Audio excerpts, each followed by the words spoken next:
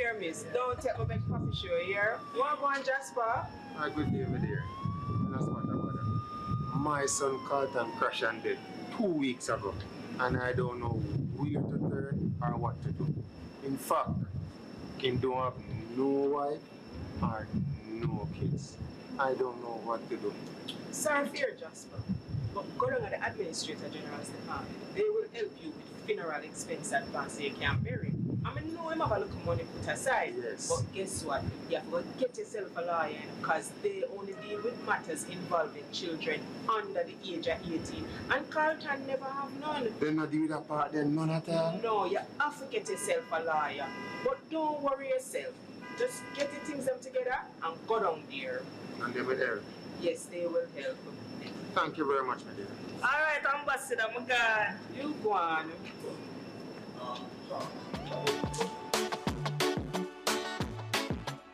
Welcome back, Sunrisers. The Administrator General's Department is known as the Deadlift Office. Thus, persons are often of the belief that all deaths should be reported to them.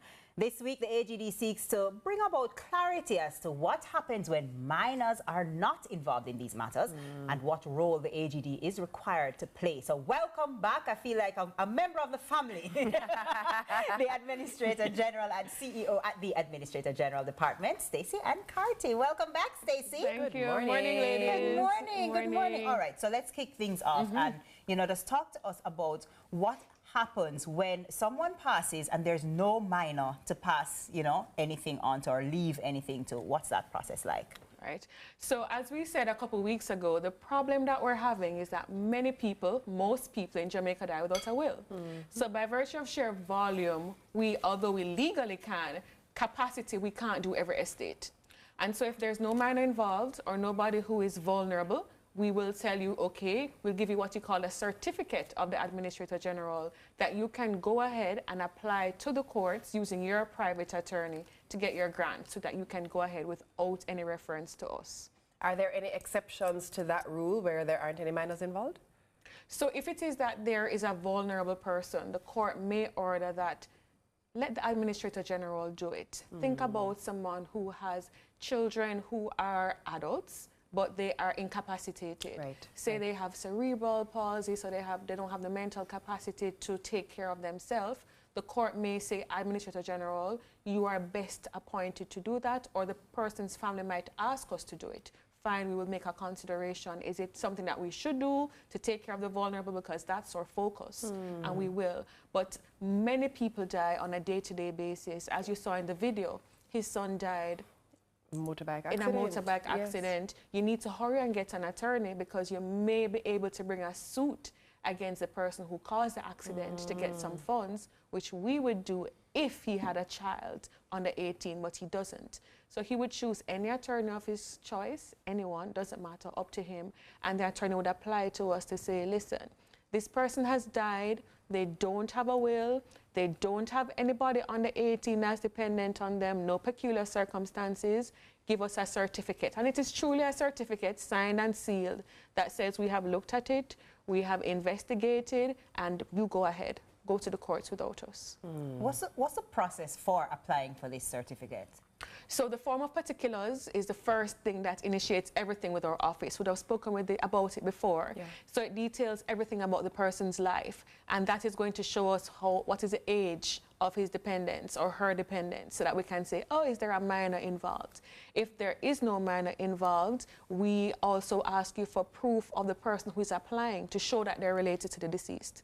So you come in and you say, oh, it's my husband that died and there are no minor children. We're going to say, okay, give us this marriage certificate, give us a spousal order if you're a common law spouse. If you're saying it's my father that died and there are no minor beneficiaries, you say it's your father, let's see your birth certificate.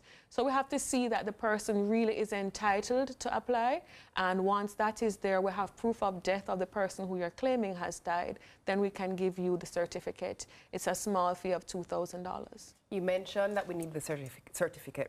You mentioned the fee associated. How long is the turnaround time to receive the certificate? So if it is that all the documents that are required come in, it is something that could take you less than 2 weeks. But what we find oftentimes is that persons will just say, oh, may I have a certificate? But they haven't sent a death certificate. They haven't sent the supporting documents. So once all the documents are there, then we can issue. Stacey, somebody watching this and say, listen, I don't really understand how this thing go and the whole heap of paper and whatever, you know. Why should I have this certificate? What it actually do? What it going to give me? What is the benefit of this certificate? What would you say to that person? So the court rules, the Supreme Court rules state that if it is that somebody has died without a will, you need to get a certificate from the Administrator General to say that they're not administering the estate and you can go ahead. So once you have that, you'd have complied with what the Supreme Court requires, and then you go directly to the Supreme Court, as I said, without any further reference to us. You know, I'm going to state the obvious, which kind of makes things operate a bit more seamlessly, perhaps, for your office. This is the one inevitable once your eyes open, right? Death is the one inevitable. Absolutely. We really need to get our affairs in order, don't we? We do, and I'm glad you spoke about it. Estate planning is something that everybody should have a discussion about. Yeah. It's healthy to have this kind of discussion. It's necessary. We talk about when we win the lotto, all these things may never happen, but for sure, if or when, it's not if, it's when and how. And so let's talk about it. So you have your assets, you have your children. If you have a life insurance policy, name a beneficiary, name a trustee. If you have a house, if you have land, own it jointly with the person that you want to give it to. There are so many tools that you can use, or make the will, that we don't end up in a situation where you die and everyone is left trying to figure out what to do, how do we cope, how do we manage, how the bill's going to get paid. We can't get the money out of the bank account because your name is the only name on the account. Those are things that we need to discuss now, to lessen the load at our office, of course, but most importantly, to take care of your loved ones. Look at it less about calling down death on yourself, because that's what people will say. I'm not calling down death on myself. If I plan it, it will happen. Type of thing. I will let you know, I actually did my first will at 17, which by law was not valid because you need to be 18. I was going to say, wait up now, hold on. And look at me now. 2 decades later, I'm still here. So you don't die because you make a will. You know, it's something that we need to talk about, need to do. And look at it as building generational wealth, passing your legacy on to your children. Why do they have to sit down and figure out how we're going to do this, how we're going to pay the bills? All the assets are in daddy's name or mommy's name and they're gone. How are we going to, you know? So think about it as giving them a stepping stone. Well, in absence of that, because so many people don't have estate planning, you know, that happens. Jamaica especially can sometimes be riddled with some complications when it comes to death. So let's say, take the example in the video. This son died suddenly, bike accident. You have divorced parents, for example, who are contentious, or siblings who don't get along.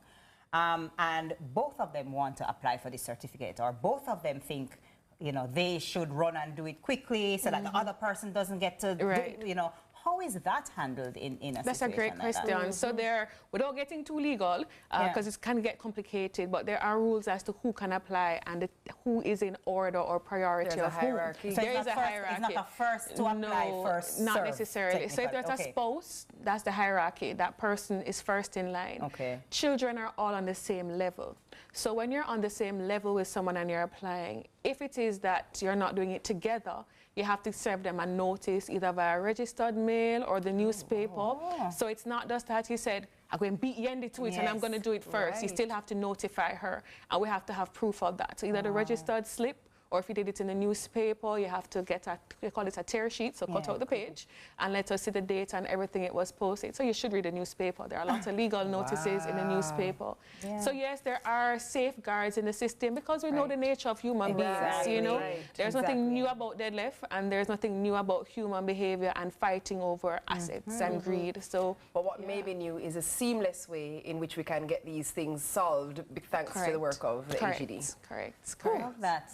Love that. I like that we're shedding so much light on this matter, because it's riddled in so much confusion sometimes, because you don't think about it until you're in the situation. And in the situation is when you shouldn't be thinking, because you're grieving, you're contemplating, you have to pack, you have to, you know, all sorts of things. So which is what I think I like the most about this segment. I love that it is planning and getting things in place for the one inevitable. Exactly. So thanks so much, Stacey. And thanks for having us. See you morning. I'm a officially an As an employee. honorary member, yes. Our guest has been Stacey Ann Carty, Administrator General and CEO at the Administrator General Department. So listen, there's more Sunrise after this break. And don't go anywhere. Not aware. Not going away. We'll be back. Not a place.